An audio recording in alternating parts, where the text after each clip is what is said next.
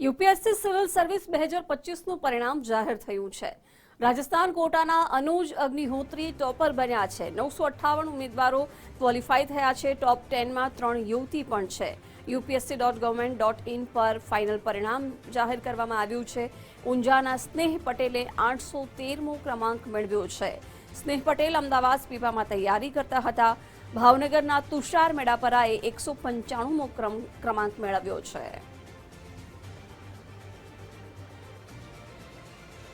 વિગતો સાથે સંવાદદાતા અર્પિત જોડાઈ ગયા છે. અર્પિત, યુપીએસસી સિવિલ સર્વિસ 2025નું પરિણામ જાહેર થઈ ગયું છે, શું વધુ અપડેટ છે? થોડા સમય પહેલાં જ યુનિયન સિવિલ જે કમિશન છે એમની વેબસાઇટ પર આ પરિણામ જાહેર થયું છે. મારી સાથે અમદાવાદ સ્પીપામાં તૈયાર કરતા સ્નેહ પટેલ છે કે જેઓ મૂળ મહેસાણાના ઊંઝાના છે, એમની સાથે વાત કરીએ. સૌથી પહેલાં સ્નેહભાઈ, આપને અભિનંદન. હું અહીં આવ્યો એટલે એ ખુશી તો મેં જોઈ જ કે બધા તમને કોંગ્રેચ્યુલેશન આપી રહ્યા હતા. કેટલી મોટું અચીવમેન્ટ તમારા માટે, તમારા પરિવાર માટે આ? ખૂબ જ યુપીએસસી ક્લિયર કરવું બહુ કઠિન કામ છે અને એ બહુ મોટી અચીવમેન્ટ ગણાતી હોય. લોકોના સપના હોય કે આપણે યુપીએસસી ક્લિયર કરીએ. હું ભગવાનને બહુ થેન્કફુલ છું, ગ્રેટફુલ છું કે મને આ અવસર આપ્યો એમને, કે હું અહીંયા ઊભો રહીને એક્ઝામ ક્લિયર કરી શકું. તો મારા અને મારા પરિવાર માટે બહુ ખૂબ મોટી અચીવમેન્ટ છે. મને એ કહો સ્નેહલભાઈ કે તમને કોઈ શું માહિતી મળી છે? સ્પીપામાં જે તૈયારી કરતા હતા 900 કદાચ 58 જેટલા ક્વોલિફાય થયા છે, તો આપણા સ્પીપાના કેટલા સરેરાશ અંદાજ તમને કોઈ આંકડો ખ્યાલ આવ્યો છે ખરું? કેટલા ક્વોલિફાય સ્પીપામાંથી થયા છે તૈયારી કરતા હતા તેઓ ઉમેદવારો? તાજેતરમાં મને જ્યાં સુધી જાણકારી છે ત્યાં સુધી 30થી 35 જણા લોકો ક્વોલિફાય થયા છે સ્પીપામાંથી, અને મૂળ ગુજરાતમાંથી અરાઉન્ડ એટલા જ ક્વોલિફાય થયા છે, જે બધા સ્પીપાથી એસોસિએટેડ હતા. અચ્છા, તમારું જર્ની વાત કરીએ તો કદાચ આ તમારો ત્રીજો ટ્રાયલ હતો અને જો આ તો હોપફુલ કે તમે અચીવમેન્ટ મેળવી લીધું, પણ તમારા જોડે હજુ પણ એક ટ્રાયલ છે. તો આ જર્ની કેવી રીતે રહી આ ત્રીજા ટ્રાયલ સુધી પહોંચવાની? કેમ કે ઘણીવાર ડિસઅપોઇન્ટમેન્ટ થયા હશો કે 2 ટ્રાયલ નિષ્ફળ ગયા અને આ ત્રીજો ટ્રાયલમાં તમે હવે ફાઇનલી ક્લિયર કરી દીધું છે.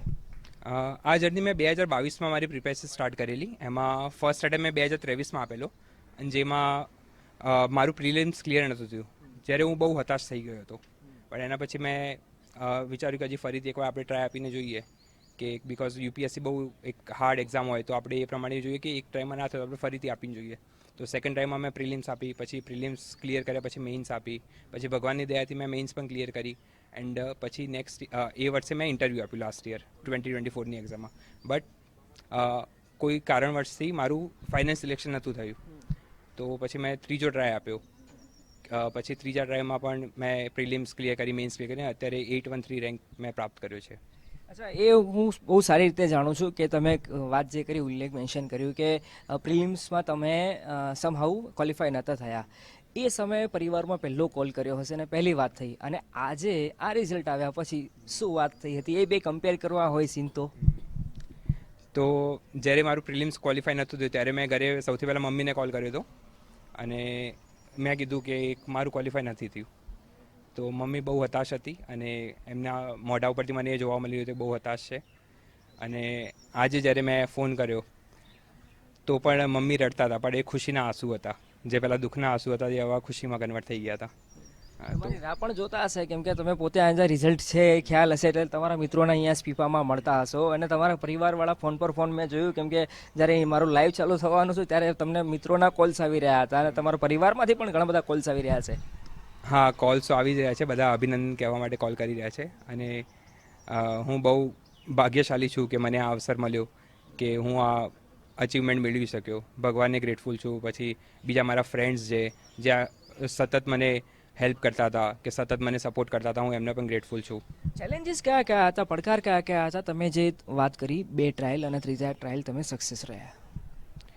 ચેલેન્જીસ ઘણા બધા હતા, કે આપણે રોજ એક જ સાયકલમાં આપણે હોઈએ, કે રોજ એકના એક વસ્તુ ભણવાની, વારંવાર ભણવાની, તો બહુ બોર થઈ જતા હોઈએ. સ્ટુડન્ટ્સ બહુ બોર થઈ જતા હોય. પછી અમુક વાર તમે ટેસ્ટ આપો, એમાં સારા માર્ક્સ ના આવે તો તમે હતાશ થઈ જતા હો. તો એને ઓવરકમ કરવા માટે એક સેલ્ફ ઇન્ટ્રોસ્પેક્શન હોય, કે સેલ્ફ કોન્ફિડન્સ હોય, કે હું કરી લઈશ, હું કરી શકીશ. એ બધું પોતાને રોજ રોજ કહેવું જોઈએ, જેનાથી કોન્ફિડન્સ રહે. તૈયારીમાં સૌથી ઇન્ટરેસ્ટિંગ વાત અથવા તો ટર્નિંગ પોઈન્ટ કેવો હોય કે આખું ગેમ ચેન્જર સાબિત થઈ ગયું હોય તેવું તમને હમણાં યાદ આવે છે ખરું કાંઈ? ટર્નિંગ પોઈન્ટ તો અત્યારે હું નહીં કહી શકું, બટ આ એક થોડા જે ટોપર્સથી આપણે ગાઈડન્સ મળતું હોય કે એમની કોઈ મેથડ્સ હોય આપણે એપ્લાય કરતા હોય તો એનાથી આપણે બેનિફિટ મળી રહે, તો એ મેં એના ઉપર વધારે ધ્યાન આપ્યું અને જે વસ્તુ મને અનુકૂળ આવી મેં એને એપ્લાય કરી. ધન્યવાદ અમારી સાથે વાત કરવા બદલ ને ફરી એકવાર તમને અભિનંદન. તો આ હતા યુપીએસસીનું જે પરિણામ આવ્યું છે એમાં ટોપર અને મૂળ તો તેઓ મહેસાણાના છે અને અહીંયા સ્પીપામાં રહીને તૈયારી કરી રહ્યા હતા અને હવે ધીમે ધીમે એ માહિતી થોડા સમયમાં બહાર આવશે કે જે 30થી 35 લોકો છે એ અમદાવાદ સ્પીપામાં રહીને તૈયારી કરતા હતા અને એ ક્યાંથી સંબંધ ધરાવે છે, એમનું બેકગ્રાઉન્ડ શું છે, તમામ પ્રકારની માહિતી લગભગ 1 કલાકની અંદર આવી જશે. પણ એક મોટી સફળતા, મોટી સિદ્ધિ, મોટું અચીવમેન્ટ કહી શકાય સ્પીપાનું કે લગભગ 30થી વધારે જેટલા ઉમેદવારો આ જે રિઝલ્ટ આવ્યું છે 958 જેટલા ઉમેદવારો જે ક્વોલિફાય થયા છે એમાં આ સ્પીપાના અમદાવાદના સ્પીપામાં તૈયારી કરતા ઉમેદવારોનો સમાવેશ થાય છે. અર્પિતા, આભાર જાણકારી માટે.